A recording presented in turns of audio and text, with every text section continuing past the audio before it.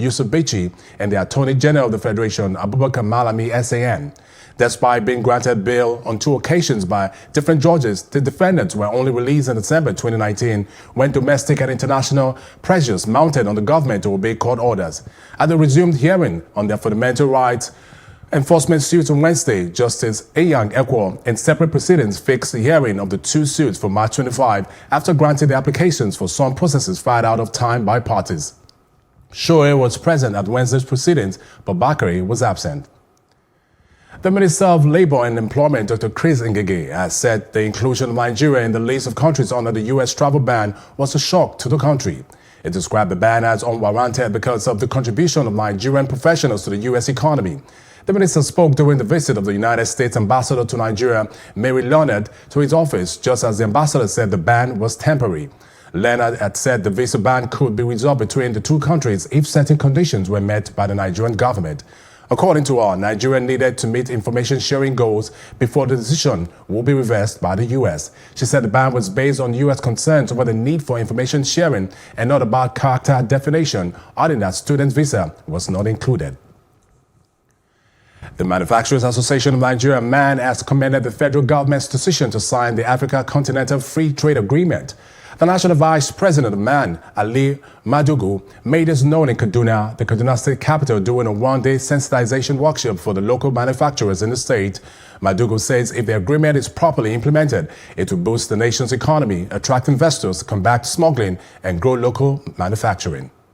Manufacturers in Nigeria that have a very major concern on the issue of Africa Continental Free Trade Agreement that was signed by Nigeria, and there is a lot on it that is going to affect also manufacturers. So the issue of sensitization is that we at MAN level, we have been advocating on how this thing could come without really affecting manufacturing sector negatively in Nigeria. The government should know what we are signing.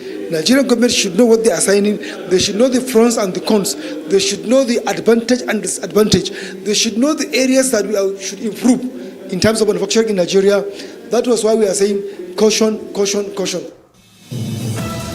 Still ahead, 2 Iranians died after testing positive for coronavirus. This and more after this break.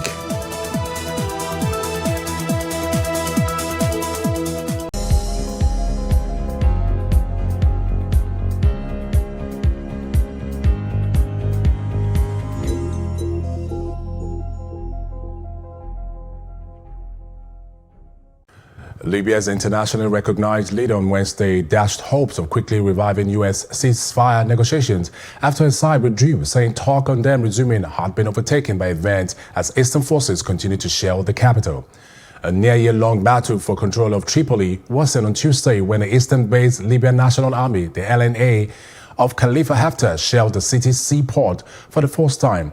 The port is a major entry gate for wheat, fuel and food imports, but also supply base for Turkey, which has been sending arms, drones, trucks and soldiers to help Prime Minister Fayez al-Sarraj fend off the LNA, which is supported by the United Arab Emirates, Egypt, Jordan and Russian mercenaries. At least 3 people were on Wednesday killed and 6 others injured during an Al-Shabaab attack on passenger boats in Mandera. The owner of the bus told Capital News that they're still looking for the driver who sustained injuries on the hand as he sped off. This incident occurred at about 11 a.m. 3 passengers are dead and 6 others are injured. The driver only gave his name, as Abbas said on telephone. A senior police officer in Mandera has confirmed the incident. The bus was carrying more than 60 passengers to Nairobi. U.S. Secretary of State Mike Pompeo took a veiled swipe at China during a speech to Ethiopian business leaders on Wednesday in an apparent amplification of U.S. criticisms that Chinese lending for big infrastructure projects pushes poor countries into debt. The Trump administration is seeking to counter significant Chinese influence on the continent with its new Prosper Africa trade and investment strategy and a newly established development financier, the U.S. International Development Finance Corporation. Analysts say the latter is Washington's attempt at an alternative to Beijing's sweeping Belt and Road Initiative, which seeks to link China by sea and land with Southeast and Central Asia, the Middle East and Africa. Up next is our foreign news.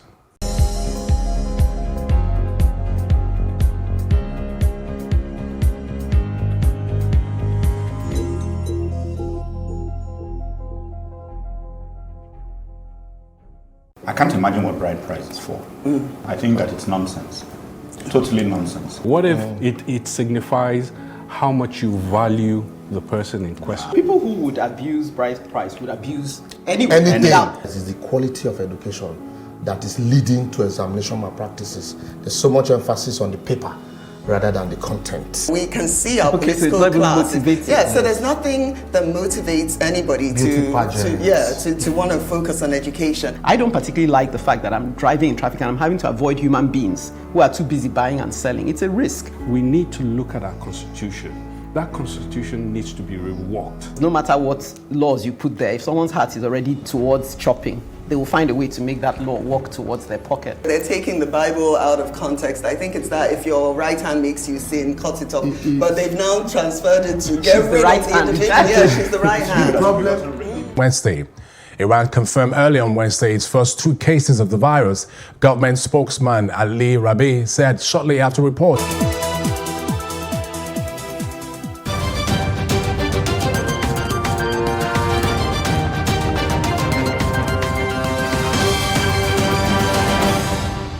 The federal government, state and local government councils have shared a total of 647.353 billion naira from the Federation account revenue for January 2020. This was disclosed in a statement on Wednesday by the Deputy Director, Press and Public Relations, Henshaw Ogbike. According to Ogbike, the Federation Account Allocation Committee, FAC, in a meeting chaired by the Permanent Secretary, Federal Ministry of Finance, Budget and National Planning, Mahmoud Issa Dutse, dispersed the fund to the 3 tiers of government. FAC confirmed that for the month of January 2020, there was a significant increase in import duty revenue, while companies' income tax, CIT, value-added tax, VAT, oil and gas royalties, and petroleum profit tax, the PPT, recorded decreases. Ahmed Idris, Accountant General of the Federation, says state and local government councils will receive additional funds from February following the implementation of the 7.5% increase in value-added tax, the VAT.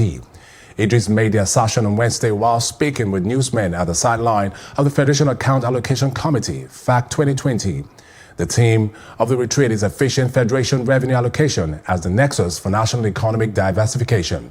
Idris said that the federal government remained committed to increasing the contribution of the non-oil sector to the nation's revenue base.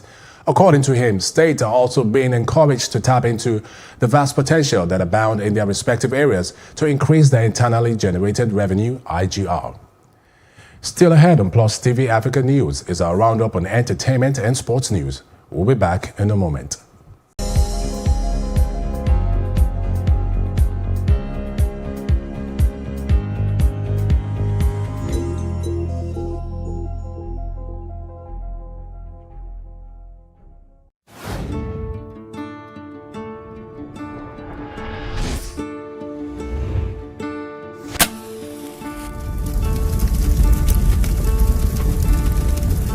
That money will shoot every person that we know can shoot.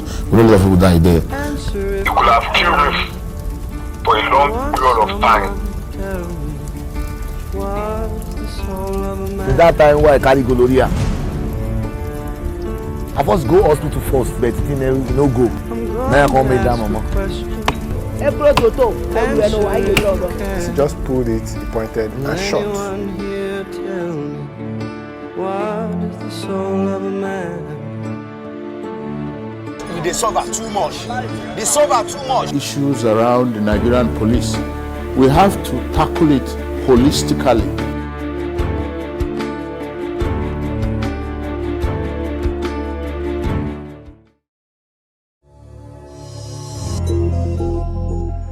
U.S. rapper Pop Smoke has been killed after an apparent armed robbery. Los Angeles police told Radio 1 Newsbeat a man was shot at his home and later pronounced dead, although didn't confirm his identity. But his label Republic Records says it's devastated by the unexpected and tragic loss of Pop Smoke. Broadcaster and astronomer Heather Cooper has died at the age of 70. Dr. Cooper appeared on the BBC's Blue Peter and the Sky at Night programs, as well as presenting and producing acclaimed science documentaries. Her business partner, Nigel Hembes, said she had died on Wednesday after a short illness. That's it on entertainment. The very best in sports coming right after this.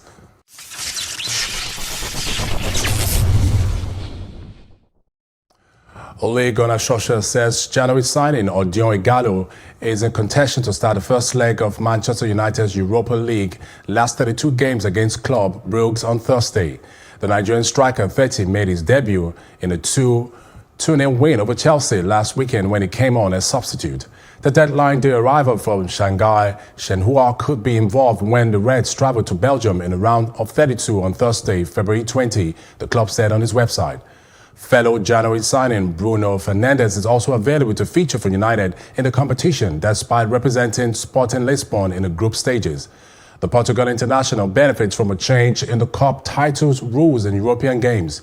United lifted the trophy in 2017 and victory in the Europa League continues to guarantee a spot in the following season's Champions League.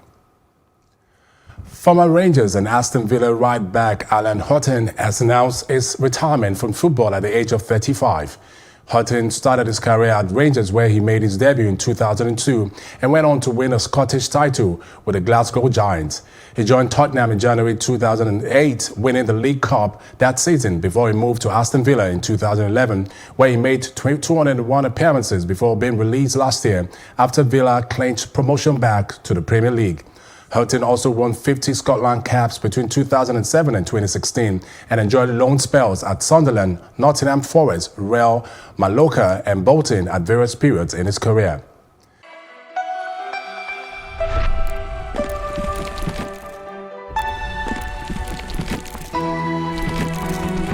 I am Bookie November, your host, saying thank you for joining us on today's episode. Welcome back. It's tea time on Plus TV Africa. Practice makes perfect. I'm not perfect yet, but I'm a lot better than I used to be. He's a king. He's entitled to marry 100 if he wants to.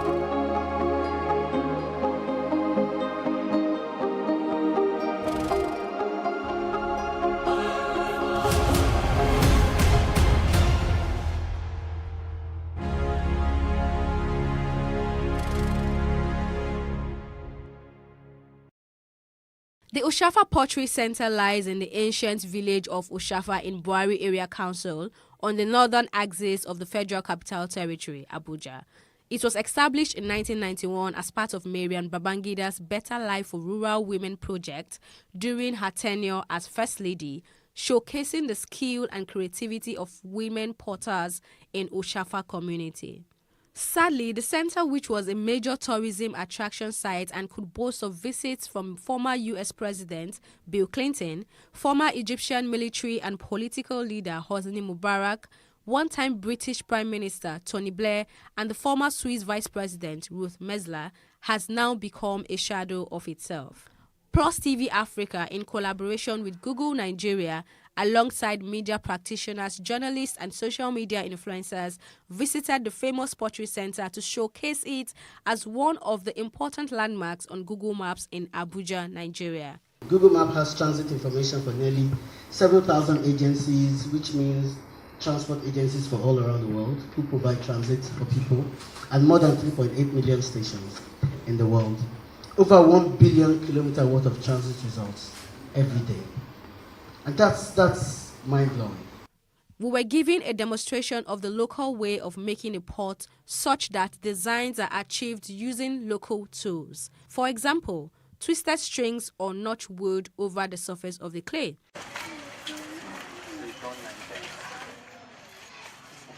She tends to go round and round about the pot until she achieves the desired shape and height. Then there are some tools equally here she has that she used to equally design it, then shaping it, then smoothing it. You have to turn and turn. She has to turn around so that the wall will be even. If you don't turn, the wall will not be even. The essence of she turning is for the wall to be round, for the clay to be even round. You can see one other tool here. That one is like a rag. Are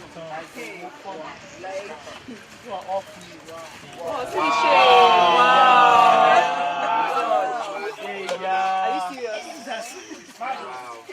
Out of that small. How did she do it? Wow. If they didn't show you, it's magic. This is down. Wow. Magic.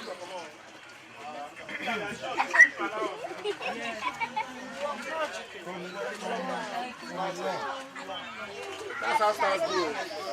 As I start. Even look at it.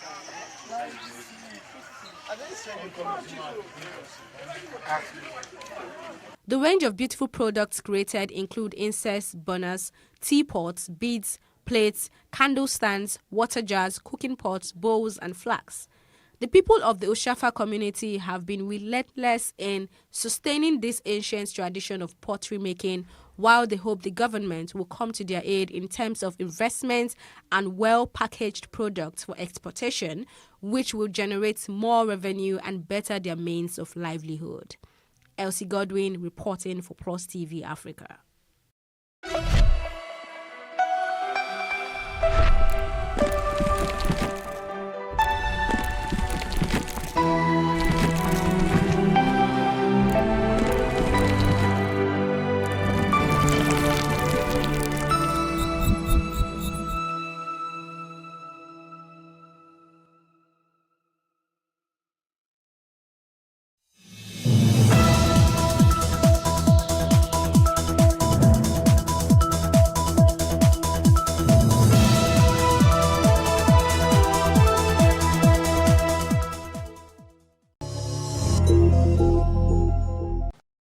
Welcome to Tea Time on Plus TV Africa, where we bring you the biggest entertainment stories and very interesting personalities in the world of entertainment.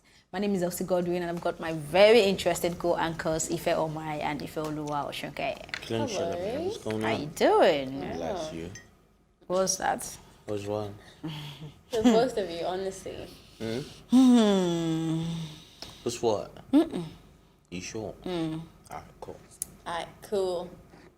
Okay, so Olamide and Empire has signed a joint venture record deal between YBNL and Empire. It makes it's a very happy thing to see. As music deals go, a joint venture indicates a joining of forces by a major label and an indie label, whereby they agree to share responsibilities for the making of records and the marketing and promotion of this record. In a Twitter post, Olamide said himself and Fireboy, with any other acts he signs, are very ready to shake the world. So this is definitely congratulations and a good word for the industry. I feel like it needs a drum roll. I'm so excited about it. And I also like how he's going about it in a non-Nigerian way, which is sometimes not a good thing. So I'm happy he's going out of the box and he's being very open. He's not saying, we thank God, it's just the hustle and all that vague stuff. He's really giving details. I don't know why. And I think everybody has been posing the question as to why he's that open. But I think it's a good thing. We don't need to know why, but we want to say thank you to Olamide for really setting the tone. He's somebody that I've always admired in the industry for being indigenous with his sound and not letting, even when he's gotten modern and in tune with the trend, he's never really lost touch of his sound.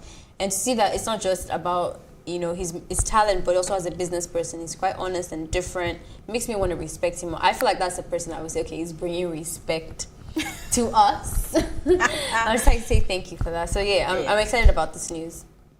All right, so basically, to answer the question of why I feel it's being open is because we've seen a lot of record deals that there are different terms and conditions for this so-called deals. Some are management, some are distribution, some are publishing, and some are marketing and all of that.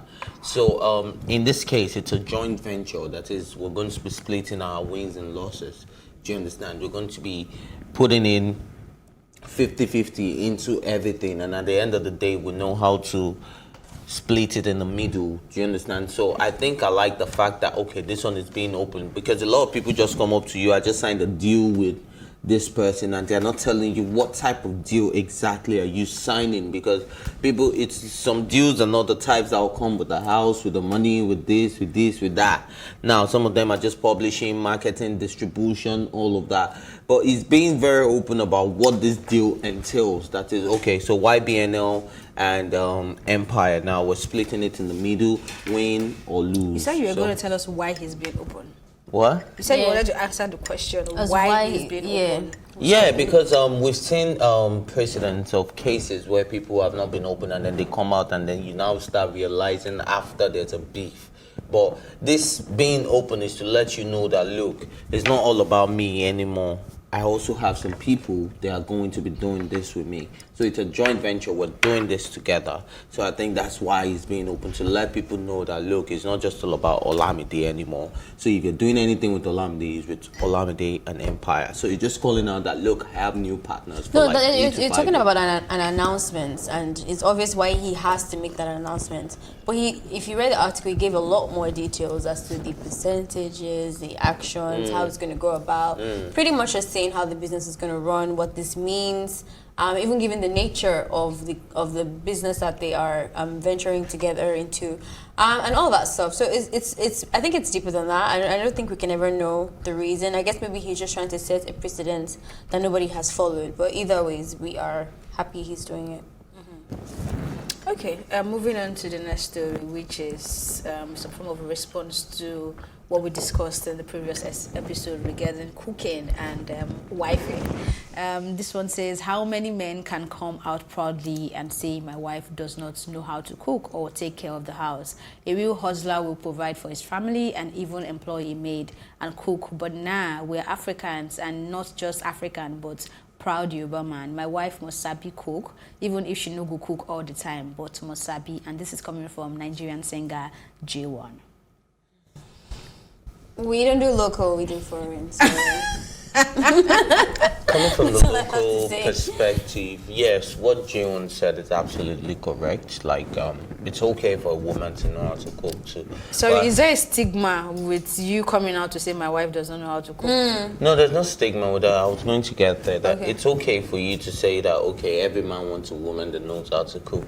But what happens to every man must know how to cook? Like we said, now it's a shared responsibility when you're married. Do you understand? So in as much as the woman should know. So then you don't agree to what he's saying, because that's not what you're saying and what he's saying is very different. Yeah, that's what I'm saying. That's the only thing I have a problem with. Right. The fact that he's not making it clear that, okay, the man too should know how to cook. So it's not a criteria. And there's absolutely nothing wrong with you saying that my wife doesn't know how to cook, because I believe there's the period of courting and dating where you can easily say, I, as a man, I don't know how to cook. Yeah. Why does it sound weird or awkward? I feel like he's losing you know that meme where they say the point is here and then you are like over? That's what J1 has done. He's holding on to a mindset. Like he's just holding on to saying that it's a woman's conversation. Know how to and I cook. think people are misunderstanding.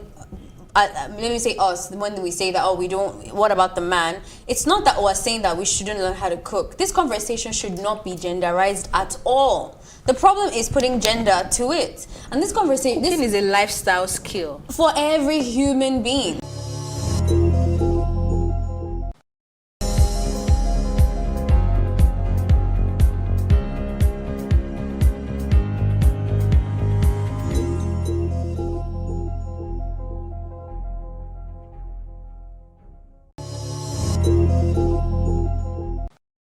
Hello and welcome back. Our guest on this episode is the co-founder of Urban Vision, a production company responsible for hit web TV series such as The Men's Club and Assistant Madams. He's also a health coach and a huge fasting advocate. Let's make welcome Akins Akin-Kugbe. Thank you. Hello. This is your voice, eh?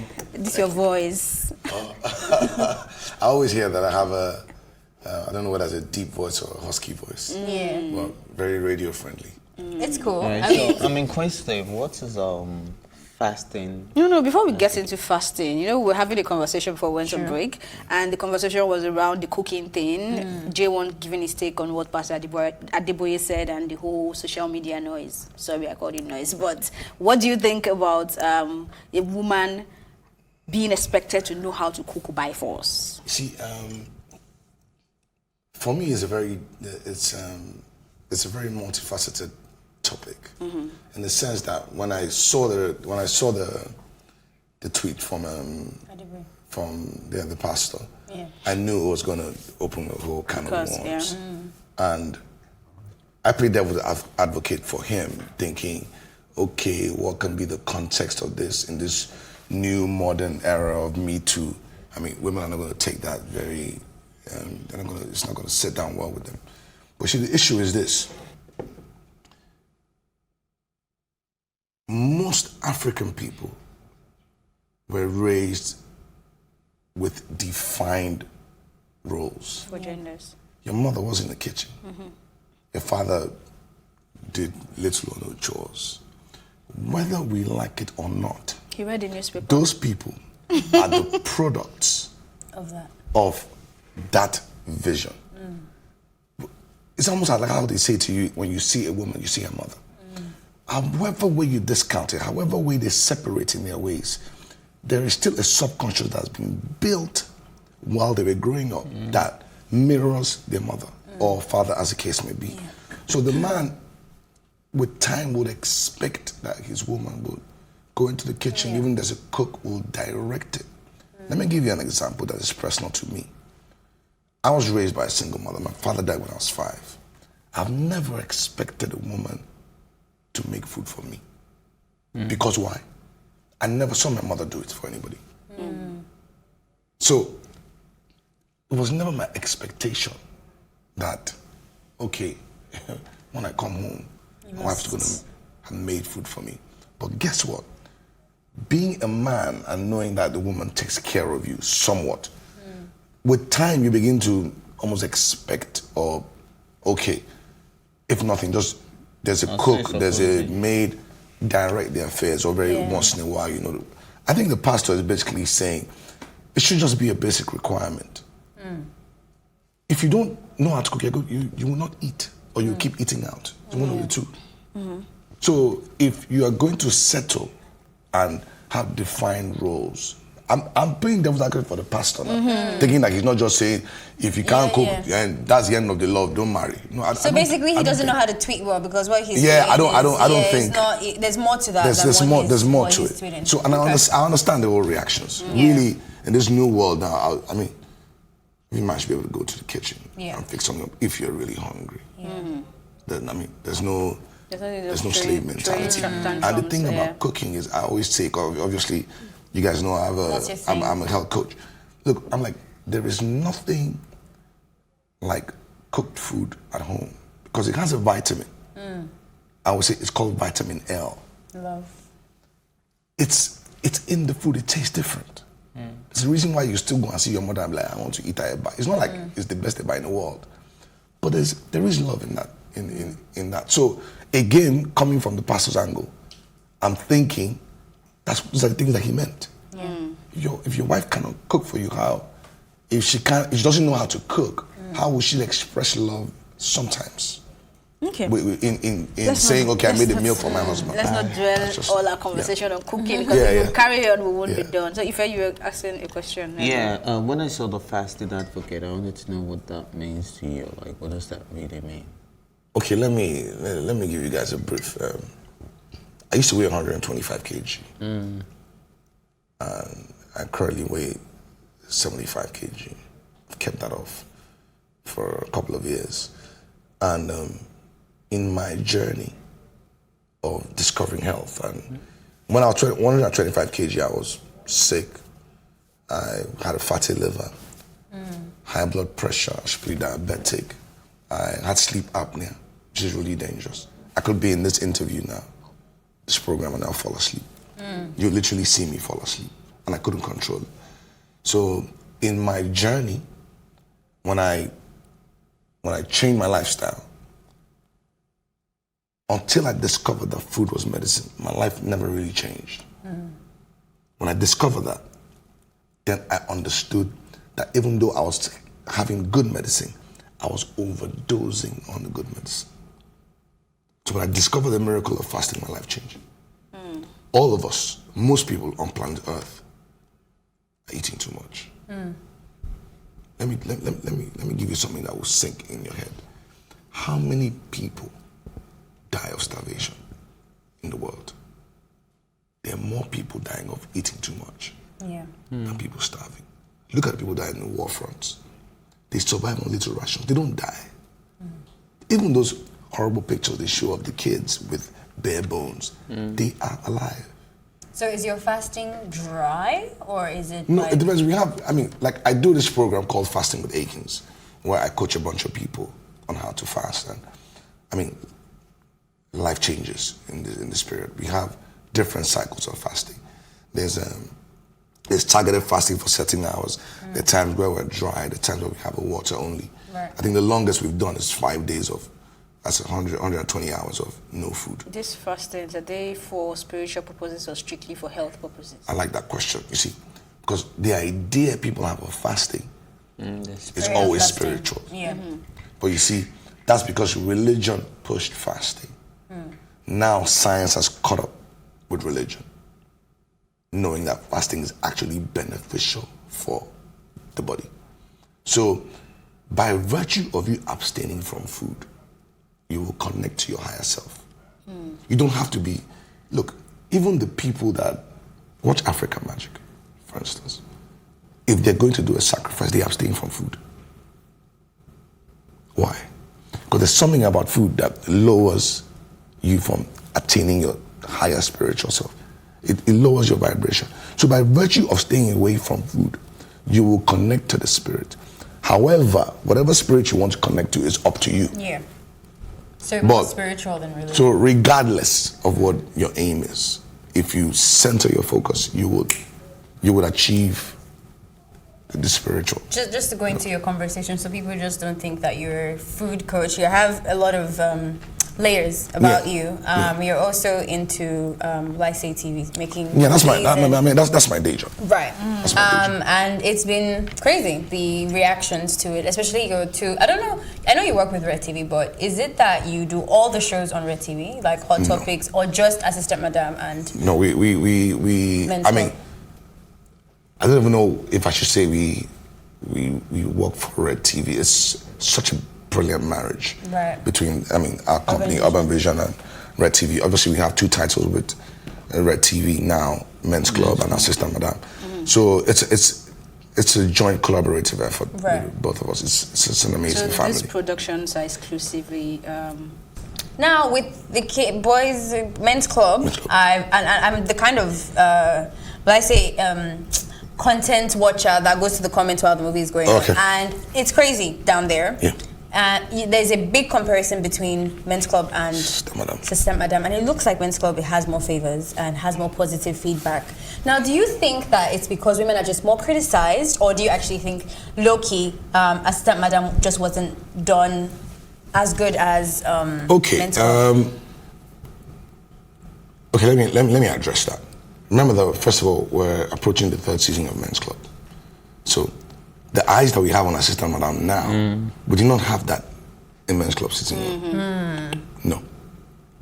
It grew into the monster it is. I wouldn't even lie to you, Men's Club it's gone away from us. It's the fan base is strong. So it takes some time to get content watchers to get into the story. Again, remember that we're showing this every week. Most people now binge watch their shows. They're ready to watch a whole season and then 8 episodes is just character building. That's me. So by the 9th episode, they're like, that's why we had to watch 8 episodes. But now we are showing it weekly where they just want to, they don't want to, this story. So we're having to, in quote, maybe speed up some stories. I mean, it will catch up and then they'll understand why. This. So I understand and then the eyes on Assistant Madam, our first episode is crazy because women normally are the ones that I think they're more, they watch more television. Yeah, but there's also an opinion on regarding Assistant Madam. So some have opinion that the first episode was a bang, like the writing, everything, the story details, but from 2 to wherever it is right now is like the story is not tight enough, like what's going on. Have you felt that way? Like I said, yes, obviously we just don't create, we absorb as well. But you see, the thing about when you create and absorb is you obviously know where the story is going, so we understand. Am I surprised by the divided opinions? No. That's normal. No, expected. But like I said, I think we'll drag them on our side in the next 2 episodes. When the story evolves, they'll be like, oh, okay. Yeah. This guy's like, okay, now I understand. I mean, it's not necessarily your job to focus on everybody liking it. If you look at the biggest series, Game of Thrones, it was the most divided. People hated it as much as they loved it.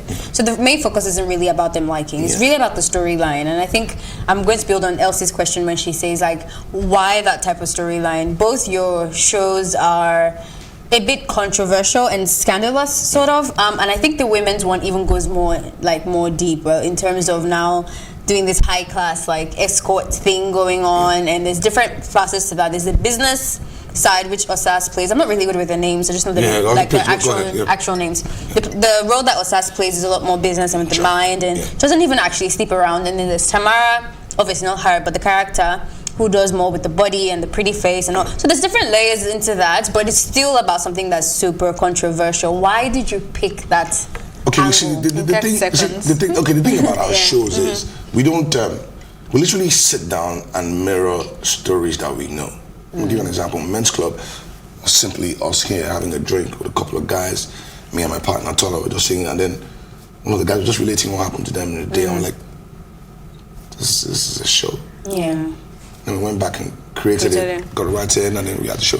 Same thing with that Stamina. People watching, I'm like, okay, I know this somebody girl. here. I know that girl. Right. You know, so our idea is to bring those stories to people to watch so that they can.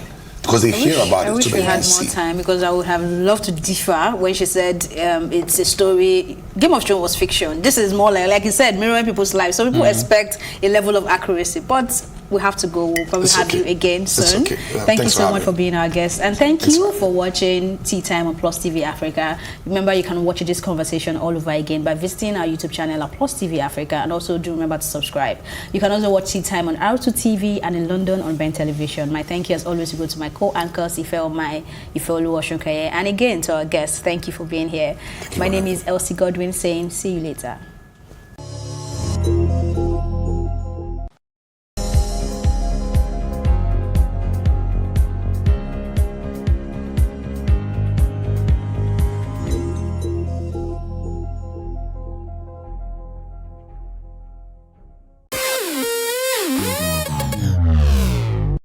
Sometimes when we see celebrities either on social media, television, or in person, we assume they have it all together, but we forget that they're also human. Well, here are some of the low points of some of your favorite celebrities. Before I started doing music, I always knew it was something I wanted to do, but I think that it's important for people to know that being unsure of yourself, your skill, your ability, your strength is something that all artists go through. And I struggled for a time with live performances because I'm a little bit shy, and I really struggled even when I was in any kind of education. When I had to get on stage, whether I was in music school or I had to give a speech in public, it would just completely cripple me.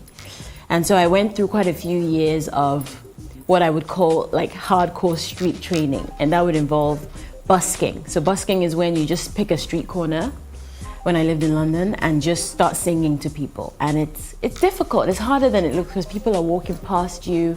Think about it, your whole life, your friends and family you have a beautiful voice. Every time you open your mouth, someone's like, yay! But when you're busking on a street corner, people are walking by, they don't really care, they don't really pay attention. But that really helped me to build my confidence and to face music. Even though you're performing for people, it's important to know they're also performing for yourself. So I got to a point where I was like, you know what, as long as I sing my absolute best and give it my all, if people are watching or not, I'm still aware of the value of what I'm bringing. So that's what I would say. You must really grow your inner strength and your inner belief in yourself and what you're able to give. Don't give up, just keep going. And in time, someone will notice. Before I finally got this fame, I used to go for countless auditions. I've been beaten by the rain, I've had my money stolen, I've walked long distances just to go for auditions, and at the end of the day it paid off. Some of those auditions I went for, I never got called back, but look at me now, I'm grateful to God. It's been an amazing journey. It was a good time. So yeah, that is my celebrity story. Before Brother Shaggy gained recognition, I've gone through a lot. You know, I wasn't born with a silver spoon. When my father died, I had to leave Ogun State to Lagos to start a new life with my mom. Then I started working as an actor to make money while I was in school. I was in Unilag. I started playing drums. I started dancing. I started singing just to make money to finish school. Then when I got out of school, I was looking for, you know, what to do because I know I'm talented. People say I'm talented, but I just want to, you know, make a difference. I started making skits. So I had different characters before Brother Shaggy. I had Akoni Badon, I had Professor Dele, I had Inspector Perry. But I just wanted to do something different, something people haven't done before. So I started this Agbero character. When I started it, my first skit was all about Jesus. I was asked in my first skit that if Jesus should come to Mushin, what will I do? So that was how the skits, you know, got recognized everywhere. And I thank God for today that I've been able to change my story, change my family's story. At the beginning stages of my career, living in Atlanta, just being someone that just loved the art of music, wanted to write songs for people. I remember going to different rooms and meeting different producers and not actually given a chance to go into actual studio rooms. I would hang out in like the couch living areas outside, right? Hoping that somebody notices me, hoping that I can get someone's attention to play them something I've recorded in the past, to get a chance to get in the room. This happened like many years, but one thing for me was I never stopped. I remember an incident, a guy named Kevin Shine in Atlanta, just saw me sitting on the couch. He was like, yo, bro, what do you do? I'm a singer, songwriter. He's like, let me hear what you do, right? I played him what I had at the moment.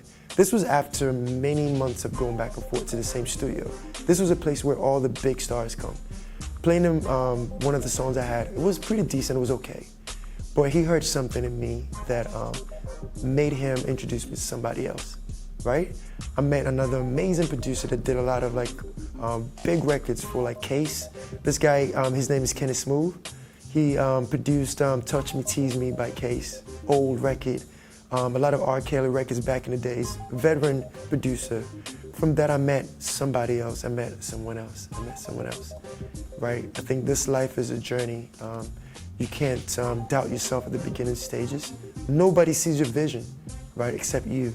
This was probably 2008, and I had the opportunity to work with one of the biggest artists at that time, so it was like big deal for me. And we made a song. The song was a vibe. You know, I was looking forward, you know, to the album and everything. And album came out, songs on the album. Then I was excited, you know, got the CD, went home, played the song, and the song was reproduced by a different producer. I was so heartbroken because I've been telling all my friends that, I produced this song on the album, I produced a song on the project, and people were already congratulating me. Then I heard it was a different beat by another popular producer, that was obviously way popular than I was at that time. So, I mean, I was obviously heartbroken, and a friend of mine asked this artist why he did that. And in his words, he said, "Share me to Kojaye," which means my work has passed that level that I was probably too not relevant enough, to work with at that point. Anyway, today I'm SARS, and it's not here today. So keep moving, believe in yourself, you'll get there.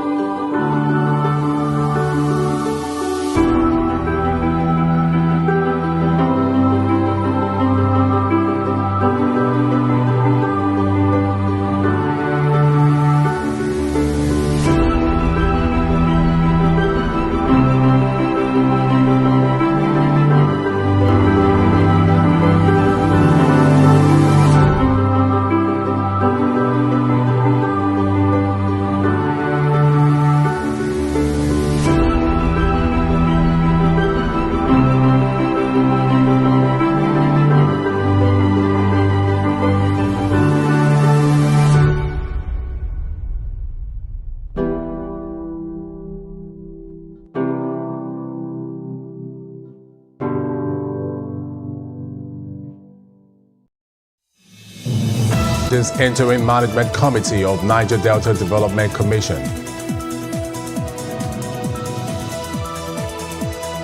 3 killed and 6 others injured as Al-Shabaab attack passenger bus in Mandera.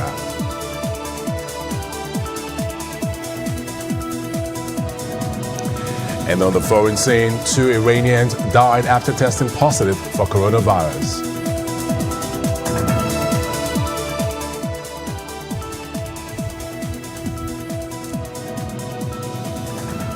Many thanks for joining us on News on the Hour on Plus TV Africa. Here are the stories making the headlines. I am Benny Ark.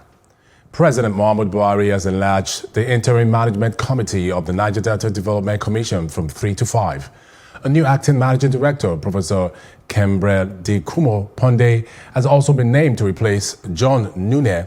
The changes were announced in a State House statement by Buhari's media aide, Mr. Femi Adesina, on Wednesday.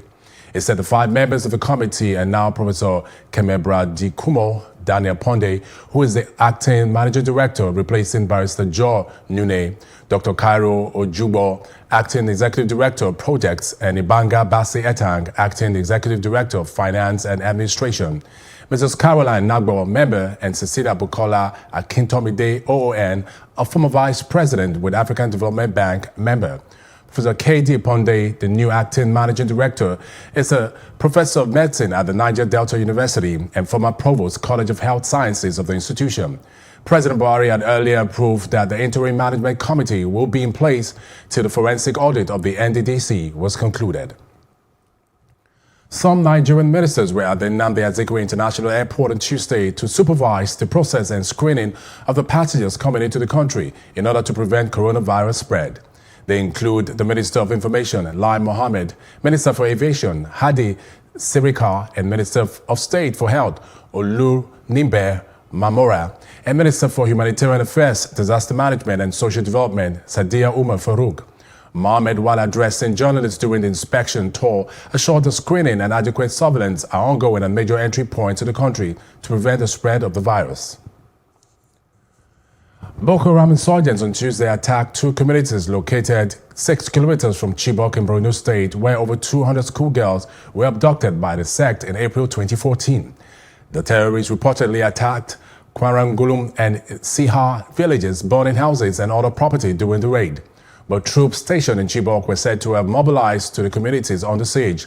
The spokesman, Kibako Community Development Association, Dr. Allen Manasseh, confirmed the development on Tuesday. Manasseh explained that the residents fled to Chibok for safety. The bill to establish the Ondo State Security Network Agency and Amotekun Corps 2020 has been committed to the House Committee on Security. This followed a robust debate on the benefits of the bill when passed into law. Clerk of the House, Bode Adeyelu, had earlier read a letter from the executive on the need to establish the security agency in order to assist in maintaining law and order across the state. Speaker of the House, Bamidele Oleyelogun, who commended other lawmakers for cutting short their recesses for the second time to attend to state matters, urged them to give the bill the desired attention in view of its benefits to the people. The majority leader of the House, Jamil Suleiman Maito, noted that the bill, when passed into law, will assist in reducing social vices in the state. And joining me live in the studio to deliberate on this further this evening is political analyst Francis Chilaka. Thank you, Francis, for staying with us still. Now, what do you make of the recent attacks in Chibok? It is sad. It is really, really sad and painful. But one thing I'm still trying to grapple with is, what is there in Chibok? Chibok and Dapchi, what is there? Because the attack has been, focusing on Chibok within that environment. So there must be something there that some of us are not aware of. Okay. And then, based on that, I think that even other attacks going on, outside Chibok is more like a distraction. But there is something there that keeps bringing them back to that place. So the government needs to put its intel together and find out what is there. And then I keep asking myself, where were the military as at this time when the attack was done? How did they enter the place? Did they crawl? Because one will assume, given the reprisal attack that's happened in Borno State and Chibok, and that there will have been a military base station in that area. Well, I know that I thought they said the command has been moved to Borno. So what is happening? How long will we keep letting bloods in this country? Who are these so-called Boko Haramists? Who are they? If they are Nigerians, it's unfortunate that they do not have the blood of Nigerians running in their systems. Yeah, okay. Well, what do you think our military or other security agencies, outfits are not doing right? Seemingly we're having reprisal attacks and kidnappings and killings across the country. What are we not doing right? Intel gathering. We need to spend more resources in gathering intel. Because if they're getting the right intel, the military, the police should be more proactive in responding. But unfortunately, we keep waiting for the attacks to happen. We keep waiting for houses to be burned. We keep hoping for people to be killed before we now hear, oh, they have mobilized to go to the site. They should be proactive. They should have an intel. And do you think the emergence of this security outfits like Amotekun and Shege Kafasa and also the Ogbunigwe, do you think they will solve most of the security issues in these communities? Intel gathering, because they live within the community. Well, you know, initially when this security outfits were thrown up, yes, they were supposed to be regional. Yes. And now you're breaking them down to the states once more. So I don't understand in our security architecture. Now, let's look at it this way. When you have only people from one region in security architecture of Nigeria, you will keep having that problem. Bringing people from different... Nigeria is made up of many ethnic groups, or regions, as we would say, 3 major regions. Bringing people. Ideas, knowledge is power. And I think that what they need to defeat Boko Haram is knowledge and power. And do you think the fight against insurgency is overwhelming for our security agencies and the federal government? Do you think it's become overwhelming for them to handle? With what has happened, yesterday, one can say yes. They're becoming. They no longer have the cohesion to fight. Maybe they're not being motivated enough. You and I know that when Nigerian soldiers, the Nigerian police go outside Nigeria, they do wonderfully well. So the problem we have is that they have not imbibed the spirit of internal protection. They have not. That's where the problem is. So we need to look at our men. I have a lot of respect for the Nigerian, the military, the police, the men and women who are in the line of fire. Maybe the government needs to encourage them the more. Because it's painful every week. You must hear some military men have been killed. Some civilians have been killed. Nobody is happy. Anybody who says he's happy about it has no heart, has no human feeling. Nobody is happy. Nigeria has never been like this. Those who are responsible for this, I pray that they also die of it. All right, quickly, in just 30 seconds, we will. Now, the emergence of these security outfits, the Amotekun, the Shege Kafasa, and also the Eastern Ogbunigwe. Do you think that the call for community policing is overdue? Long overdue. Why it's long overdue is, don't forget that, whatever happens in a community, the community leaders will always know. The people will always know.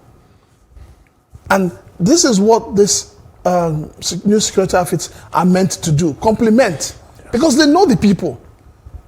So I think that it is high time we remove politics from everything we're doing in this country.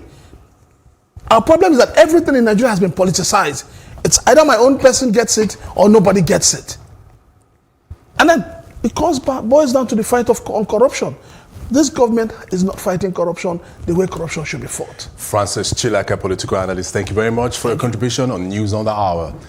And still in the news, the All Progressives Congress APC has disassociated itself from the protests at the Abuja residence of a Justice of the Supreme Court, Mrs. Mary Odili.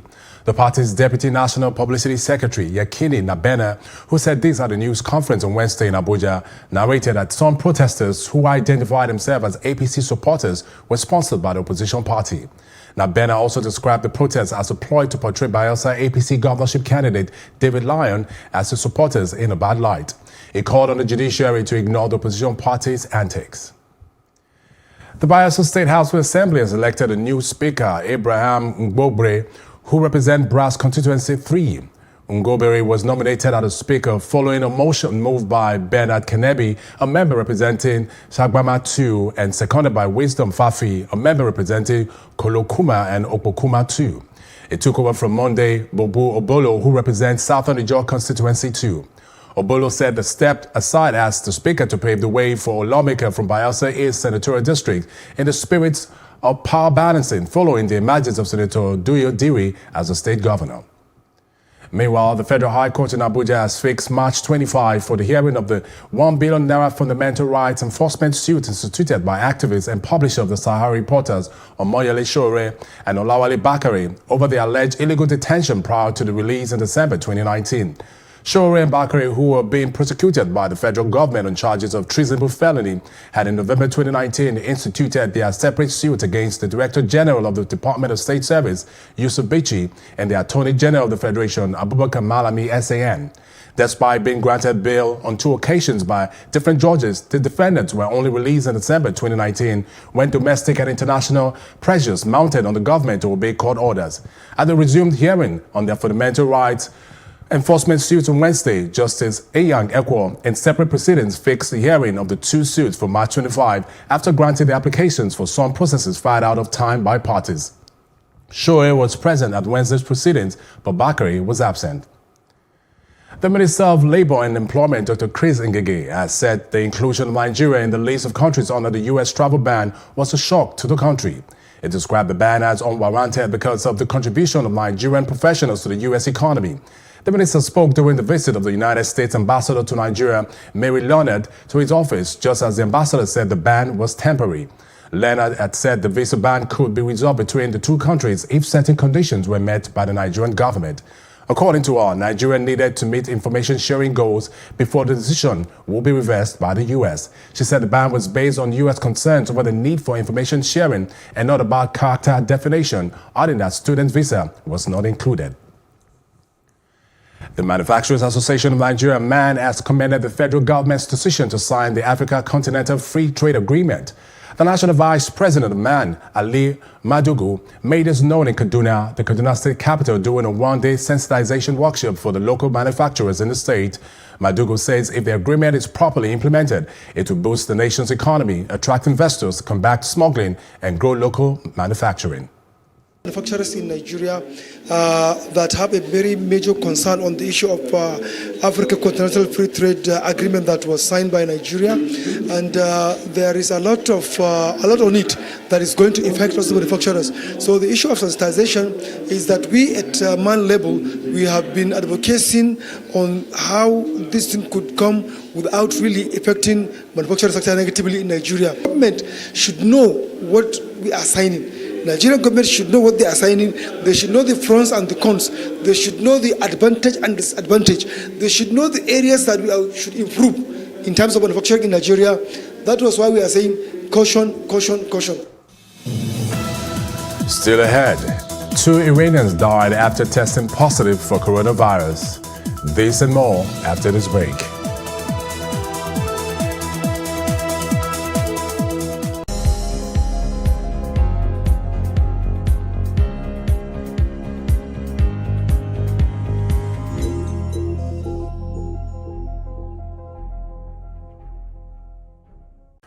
Libya's internationally recognized leader on Wednesday dashed hopes of quickly reviving U.S. ceasefire negotiations after his side withdrew, saying talk on them resuming had been overtaken by events as Eastern forces continue to shell the capital.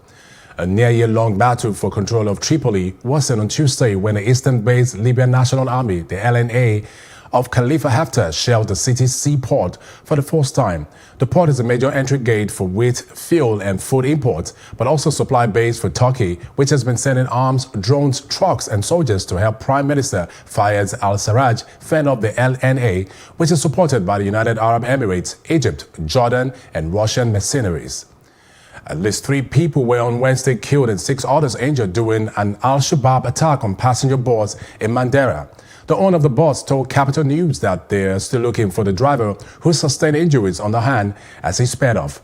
This incident occurred at about 11 a.m. 3 passengers are dead and 6 others are injured. The driver only gave his name, as Abbas said on telephone.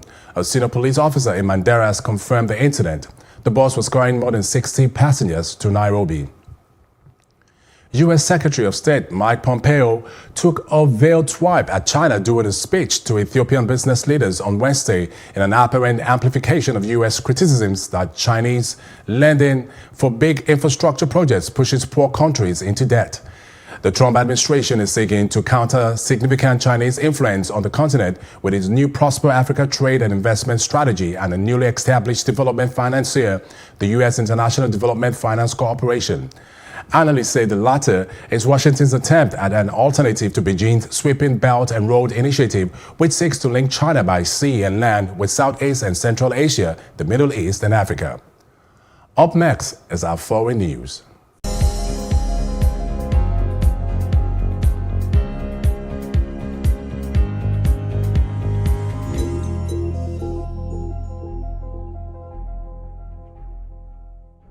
I can't imagine what bride price is for. I think that it's nonsense.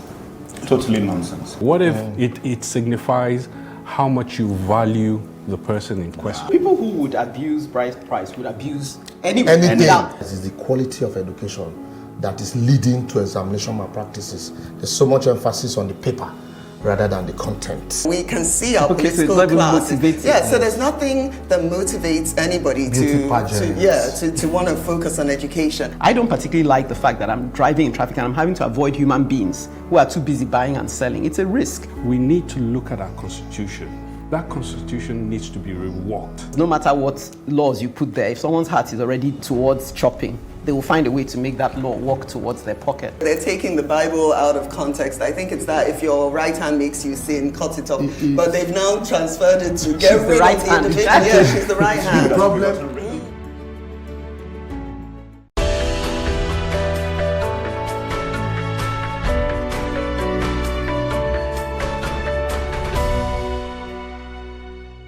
Two Iranians have died in hospital after testing positive for the new coronavirus in the holy Shiite city of Qom.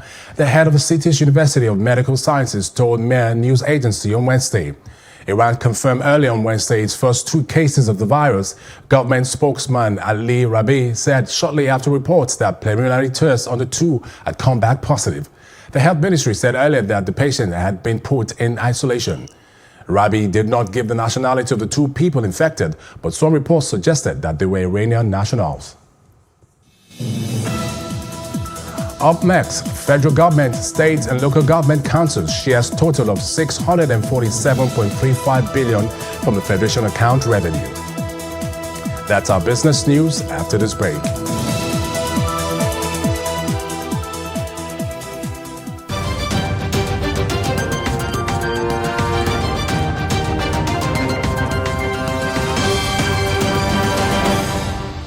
The federal government, state and local government councils have shared a total of 647.353 billion naira from the Federation account revenue for January 2020. This was disclosed in a statement on Wednesday by the Deputy Director, Press and Public Relations, Henshaw Ogbike.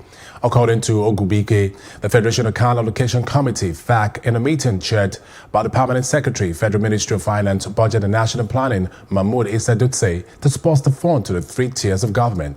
FAC confirmed that for the month of January 2020, there was a significant increase in import duty revenue, while companies' income tax, CIT, value-added tax, VAT, oil and gas royalties, and petroleum property.